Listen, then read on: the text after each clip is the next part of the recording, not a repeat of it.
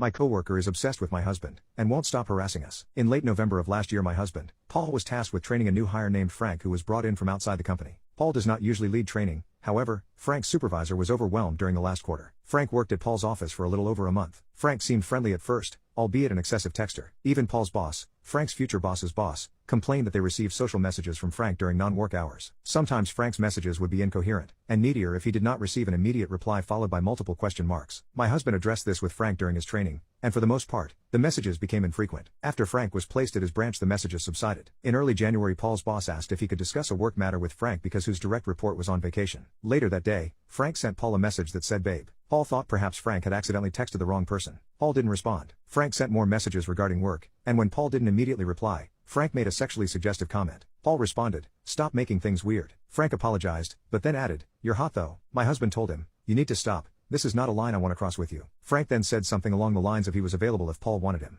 Paul said, "I'm a happily married man," to which Frank replied, "That's what all men say." Paul again told Frank to stop. I had previously met Frank when I visited my husband's office. Paul has pictures of me on his desk. His sexual orientation and marital status were not ambiguous when Frank sent those messages. Paul told me what happened as soon as he arrived home from work. I said he should screenshot the messages and report them to HR. However, Paul felt so uncomfortable with the messages, he deleted them. Paul assumed Frank was drunk and once of clear mind, he would be embarrassed and forget that it happened. Over the next few days, Paul received between 2 to 3 messages daily from Frank. They were about work. However, towards the end of the week, Frank became apologetic and told Paul he had hoped they could still be friends. Paul has only briefly known this person, has never hung out with him outside the office, nor has he engaged in social texts. Paul has not answered any of Frank's messages since the first time he told him to stop. A couple of things occurred to me over the next week. A week after Frank was placed at his new branch, Paul received messages from an iCloud account. They said, "Hey sexy," and when Paul didn't reply, they were followed by, Paul immediately blocked the account assuming it was a scammer. In the last few months, Paul received frequent texts from unknown numbers with local area codes that addressed him by name. Paul thought they were all from robo-scams. I realized that this started to around the time Frank began his training. When I visited my husband's office, Frank, he barely acknowledged me when we were introduced. That night I joked with my husband that during my visit Frank was like a shadow and seemed to appear every time I turned around. After a week of unanswered texts, Frank again apologized and asked if Paul would call him. He had called Paul's office earlier to see if he was there. Subsequently, Paul contacted his assistant managers/co-workers and asked them not to share his schedule with anyone who calls. Frank messaged that he would stop texting and was sorry if he bothered Paul. Later in the night, Paul started to receive messages from an unknown number with a local area code. The first message said,